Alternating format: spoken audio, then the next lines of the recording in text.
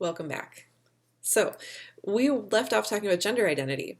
So, after talking about romance and romantic relationships and, sexual attraction, the piece that's missing is our gender identity. So, these are some of the terms that you may be familiar with hearing kind of in media or um, in the news and things like that, that maybe you were questioning, like, what does all that mean and why does it change so frequently? And I'll tell you, as someone who has studied gender now for 15 years, um, even I get lost in the terminology sometimes. It changes very frequently, and making mistakes is okay. That's part of the process of learning. And we'll talk later on about pronouns and how important it is to use people's correct pronouns. And part of that process is sort of unlearning what we already knew and then relearning something new. And that's part of this process of learning this language too. So if you're feeling a little bit overwhelmed by all of this terminology, that's okay. Don't worry about that. You don't have to see yourself fitting in tidily to any of these categories either. If you don't, maybe you're skeptical and you don't think that all of these identities are real and valid. That's an okay experience too. I would challenge you to think about why these words came into existence in the first place and who felt excluded by the current language that we had and why they felt the need to come up with better, more inclusive language, and try to be open to that possibility. But I also don't expect that you'll wake up tomorrow with a full and complete understanding of all this terminology. So that's okay. We all learn at our own pace and we all get there at our own pace. It's okay. All right, so agender describes a person who doesn't experience any gender identity. So imagine you wake up one morning and you don't feel like a man at all, and you don't feel like a woman at all. You feel like a person, and you want to experience no gender. You don't want any gender put on you by other people. You don't want to be acknowledged as a man or a woman out in the world. You don't want to be referred to as he or she. But you want to be someplace in between or outside of that entire binary. That's what we refer to as agender. The next word is androgyny. So this is similar to agender, but different in as much as this is more the way that that person who might wake up and say, I feel no gender, that's more of an internal feeling, where androgyny is more of an external expression. So that means that on the outside, you don't look like you match up with a masculine stereotype or a feminine stereotype, but that you feel more androgynous. In between. So a good example of that, if you're a pop culture kind of person, is David Bowie liked to play a lot with androgyny. So take a look at some photos of David Bowie in the 70s playing around with gender and androgyny. Annie Lennox is another great example of someone who has kind of made a career out of androgyny in pop music. So those are two great pop culture examples if you're interested in looking up androgyny and you want to see what it looks like. Bigender is someone who identifies with a combination of both genders, so someone who might have some masculine and some feminine characteristics and want to be understood as being both, being able to fill both roles. Now this is one that you may have heard. This one's gaining more popularity in common vernacular. That is cisgender. So someone who is cisgender is someone whose gender identity matches up with the gender that they were assigned at birth. So if you were born female and your parents raised you to be a girl and you learned femininity and you feel very comfortable with that and that's clearly identifies who you are cisgender. Some people ask why we even needed a word for that in the first place, right? And the reason is because when we understand sex and sexuality, if we only understand the outliers, we don't get a full picture of the way that gender and sexuality are socially constructed. So if we only talk about people who are transgender as abnormal or unusual, then we are not seeing the full picture because cisgenderedness blends in and it seems normal because we don't even have a word for it. It's so normal. And that's harmed a lot of people because without the proper language to describe what we're experiencing or what we're observing culturally, we can't theorize about it. So cisgender is an important word to understand gender and sexuality. because it's the norm that we're most frequently exposed to through our institutions of socialization. So you probably already are very familiar with what cisgenderness is, but maybe you didn't know that there was a word for it. So that's a good one to understand. Genderqueer refers to a person who identifies outside of the gender binary. It could include things like bigender, pangender, third gender, two-spirit. It could include just about any combination. Again, that word queer in there implies that it's not normative. It could be just about anything that isn't normative. Again, if you hear the word queer, it's usually pretty expansive. It's going to include lots of things. Gender non-binary refers to a person who doesn't identify with masculinity or femininity. So if we go back to agender and gender non-binary, these are pretty similar terms. I've seen them used interchangeably. Maybe you've heard otherwise. If that's the case, that's fine too. But I've seen them largely used interchangeably. Pangender refers to a person who identifies as all genders, including non-binary genders. So these would be people who just include everything in the kitchen sink. And if I'm not mistaken, Kate Bornstein from our text, my new gender workbook, largely describes herself as pangender and pansexual. She likes those words for herself. But having read Bornstein's work also for about 15 years now, and having met her in person myself, I'll tell you she changes pretty often. So her own understanding of herself changes throughout time, and yours probably does too. And you'll read about that in her text. She talks about how she's changed throughout time. One of Bornstein's more interesting theories from her book, Queer Theory, from her book, Gender Outlaw, this one, not assigned for class, but highly recommend. She talks about how she changes gender every 7 years, because 7 years is how long all of our cells take to die. So in 7 years, your body is an entirely different body than it was 7 years ago, because all of the cells that made you who you were 7 years ago have died and regenerated as new cells.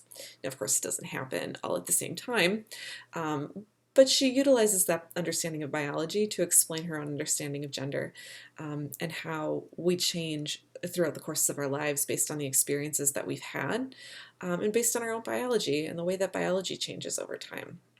Right, the way you experience sex and sexuality at 18, 19, 20 is different than the way you'll probably experience it at 40, 50, or 60. So Bornstein talks a lot about that too, and the ways that those experiences are also ways that our gender changes over time. So your gender as a child was probably boy or girl, but now as an adult, your gender might be man or woman. So you've already gone through one gender change in your life, believe it or not, even if you never knew that you did. And as you get older, you might experience different gender changes similar to that, even if you never undergo any sort of transgender experience or surgical alteration, that you've still transgressed gender throughout the course of your life. And I think that's a really interesting way to understand how gender changes over time.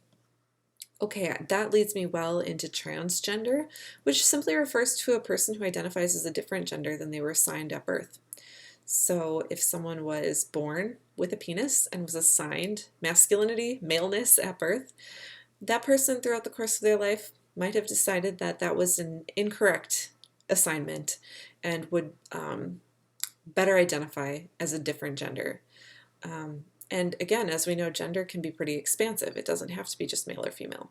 Some people transgress gender by going from assigned male at birth to agender, or some go from assigned male at birth to female gender, with or without any sort of chemical or surgical alteration. Something important to know about trans folks as well is that the trans experience is broad. Some people might transgress gender simply through their clothing. So they might have been assigned male at birth, but now they wear feminine clothing or have a feminine hairstyle, or wear makeup. And that's the extent of their transgression of gender. However, some folks might take hormones or other chemical treatments in order to change the sound of their voice, for example, or to grow facial hair, or to soften their features. So if you're assigned male at birth and you identify as female, you might want to soften some of your features on your face and on the rest of your body, and hormones can help to do that. our bodies already produce both types of gendered hormones, but the quantity in which we produce them varies throughout life. From birth through puberty, through adulthood, through old age, our hormones change. So once again, there isn't really a constant in the way that we experience our hormones. So all of that is to say, some trans folks might do some sort of chemical alteration through using hormones and other drugs. Some trans folks opt to have surgery to change their gender, and usually they're changing secondary sex characteristics or primary sex characteristics.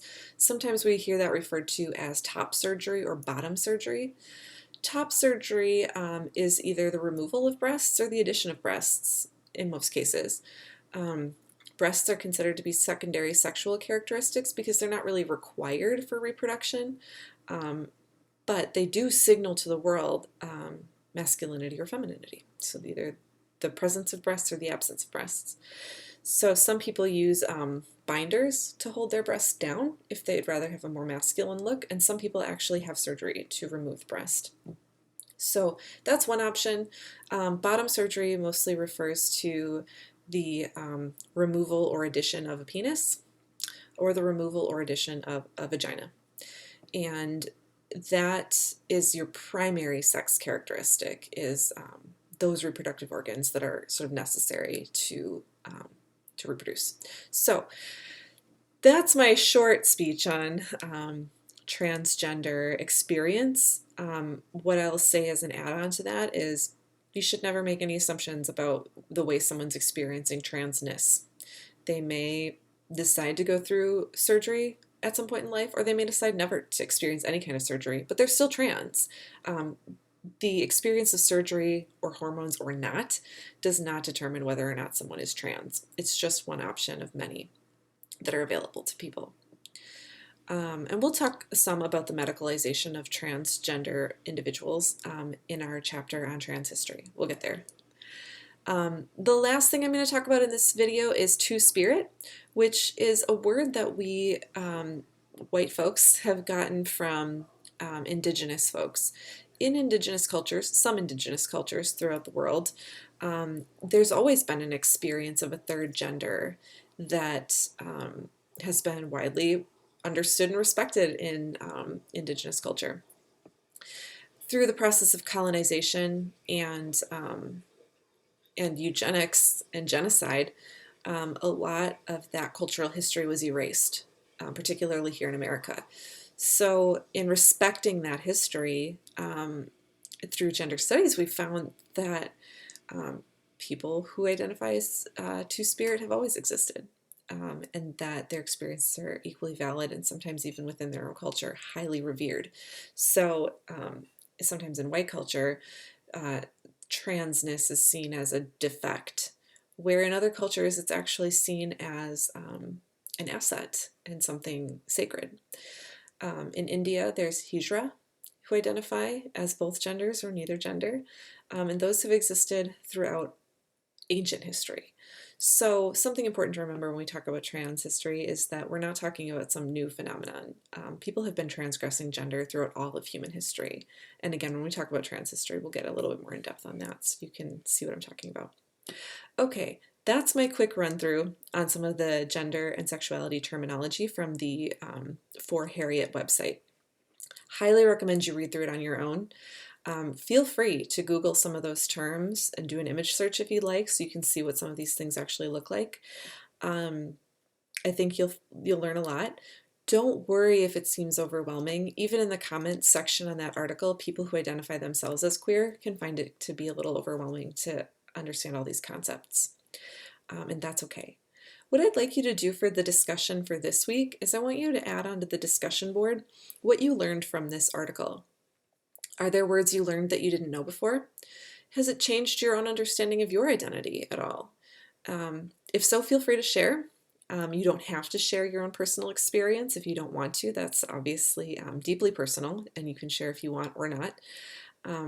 But what I would like you to do is share what you learned, and also share an example from popular culture. So if you can find something on Netflix, an advertisement,